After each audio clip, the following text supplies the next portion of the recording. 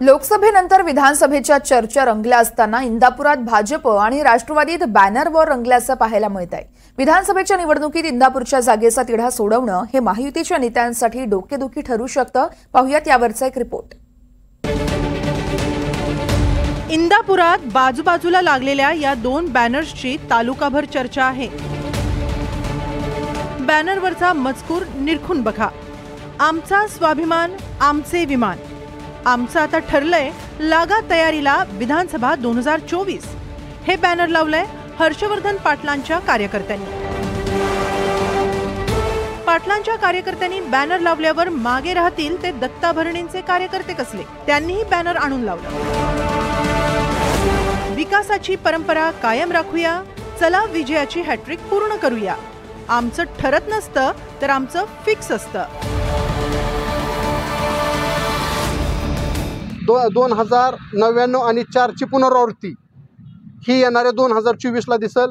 आदरणीय हर्षवर्धनजी पाटील साहेब जसे 95, 99, 2004ला आमदार झाले, 2009ला झाले, तितक्याच ताकदीने 2024ला आमदारमधून विधानसभेमध्ये जाणार आणि चिन्ह हे मात्र साहेबांचं विमानच असणार असा आम्हा कार्यकर्त्यांना ठाम विश्वास आहे। काही अतिउत्साही कार्यकर्त्यांनी विमानाचं फ्लेक्स लावून त्यांनी विधानसभा अपक्ष लढवण्याचा निर्णय घेतला असं ते जाहीरपणे सांगत आहेत किंवा शहरामध्ये फ्लेक्स लावत आहेत।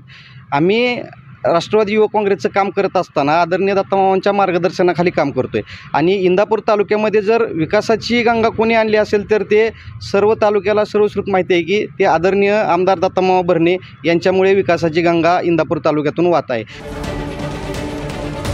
हर्षवर्धन पाटील आणि विमान यांचा नेमका काय संबंध आहे ते पाहूया।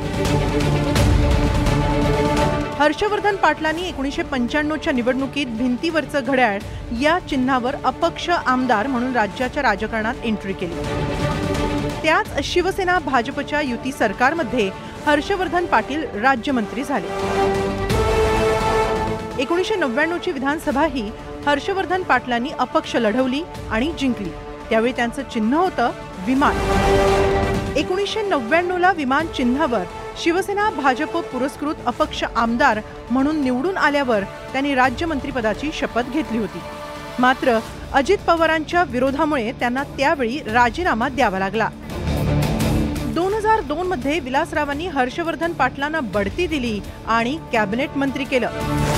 2004 मध्येही हर्षवर्धन पाटील विमान चिन्हावर काँग्रेस राष्ट्रवादी पुरस्कृत अपक्ष आमदार म्हणून निवडून आले। 2009 पासून राष्ट्रवादीचे दत्तात्रय भरणे आणि हर्षवर्धन पाटील यांनी 3 विधानसभा निवडणुका एकमेकांविरोधात लढल्या। 2009ला हर्षवर्धन पाटील तर 2014 आणि 2019ला दत्ता भरणेंनी हर्षवर्धन पाटलांचा पराभव केला। 2019 साली हर्षवर्धन पाटील यांनी काँग्रेसची साथ सोडली। त्याला कारण होतं ते म्हणजे इंदापूर विधानसभेची जागा।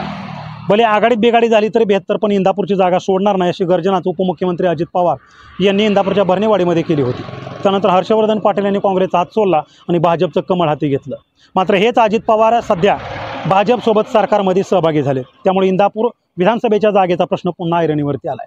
जर इंदापूरच्या जागेसाठी अजित पवार अडून बसले तर ही जागा विद्यमान आमदार दत्तात्रय भरणे यांना मिळू शकते याचे संकेत कुठेतरी हर्षवर्धन पाटील समर्थकांना मिळालेले आहेत आणि त्यामुळेच सध्या हर्षवर्धन पाटील समर्थकांकडून अपक्षाची तयारी केली जाते। दुसरीकडे हर्षवर्धन पाटील यांचं नाव विधान परिषदेसाठी चर्चेत होतं, मात्र त्यांना डावलले गेल्यामुळेच हर्षवर्धन पाटील समर्थकांकडून किंवा त्यांच्या कार्यकर्त्यांकडून इंदापूरमध्ये ही बॅनरबाजी केली असल्याचं बोललं जाते। एकूणच महायुतीच्या जागा वाटपामध्ये इंदापूर विधानसभेच्या जागा वाटपावरून नेत्यांची मात्र डोकेदुखी वाढणार आहे। देवा राखुंडे, NDTV मराठी, इंदापूर।